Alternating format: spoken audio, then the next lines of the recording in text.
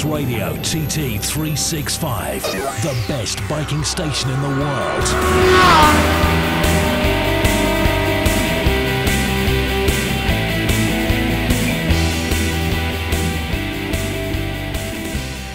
When I met you the other day at the back of the grandstand here, you had your family with you, and you got two sons. I have two sons, Jamie and Jack, and my wife Helen, and they're really enjoying it here because my guys haven't been here at all. And literally, when I got off the boat on Friday morning, it was really the middle of the night. It was about 4:30 in the morning, and I brought them straight up to the top of Bray Hill.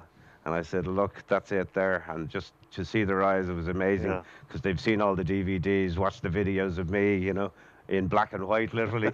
But when they saw Bray Hill, you know, in real life, they just couldn't believe it. Yeah, and you are actually staying down in the Joey Dunlop Foundation building down on Braddon Bridge, so you've got a bird's eye view of the course there. Yeah, it's a fantastic facility. As you say, it's a bird's eye view. The bikes are coming straight for you. But it really is a fantastic setup. It's my first time to be there. I've seen it on the internet. You know, I've had a look at it. I've talked to Linda about it, but I've never actually been in it. But the facilities really are fantastic. And as I say, it's not really only, I always thought it was just for injured riders, but it's open to the public. They need lots of people there. And I think if anyone can get to the back of the grandstand and give them support, because it really is a great charity. It's fantastic.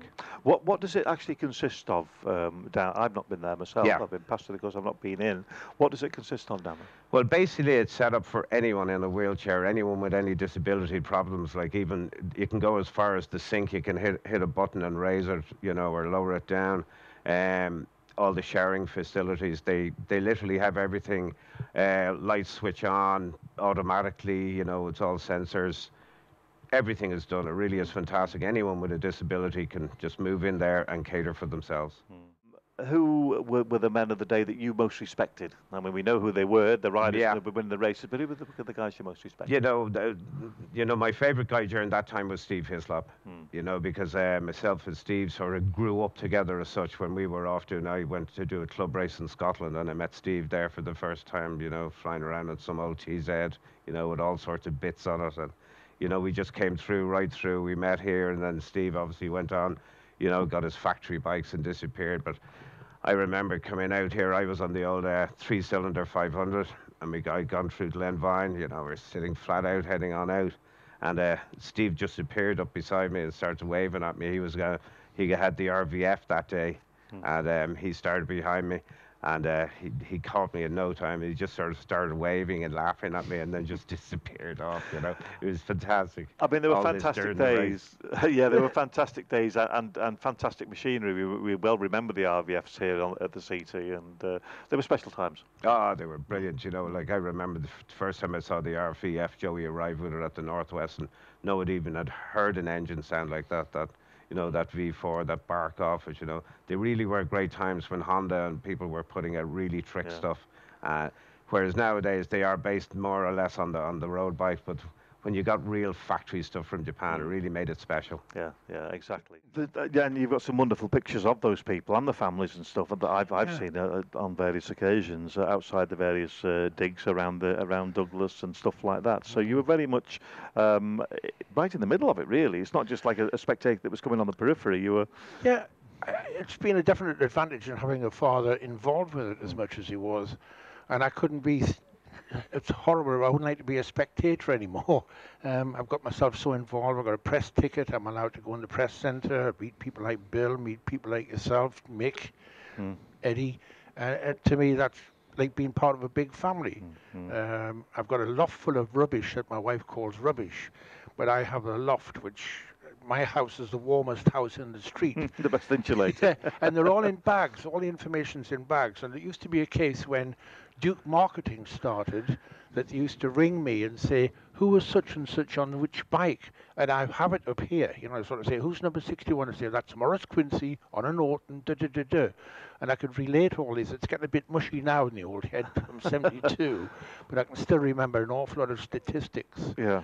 Mick can as well. But I must get myself a life sometime. The TT is very much part of my life. Mick, you did come in the other day, and we were talking along with Kenny. Kenny Arthur was in with you the other day as well, talking about all things TT, and of course that's what we're here for. But The TT Riders Association, of which you are president this year, and I know you're doing a fine job as president as well. You're very, very proactive. You're helping out at the 38th milestone, which is our headquarters, the TT Riders Association headquarters at the back of the grandstand. You're having a fantastic, I say, putting a lot of work into that. And maybe you can just tell us a bit more about the TTRA, its aims, its functions, and what it's all about. Yeah, I'd like to, sorry, I would like to do that, yeah. As you say, I've been spending my time serving tea and coffee and hoovering up in the 38th milestone there every day, but I've managed to sign up quite a few new members, quite a lot actually. More than ever before has been done at the TT. But the TTRA, there's a lot of people don't understand just what it does, especially younger riders. And the TTRA was formed in the early 50s, 1952 I think it was, actually in Belfast. And that was because a lot of people who were involved with the TT at that time were concerned about the number of riders that were being injured or worse and were unable to earn a living, and the families were having problems. They thought they should start some sort of organisation to raise money to help these riders. And basically that's what it's still doing, but even to a wider, with a much wider scope now.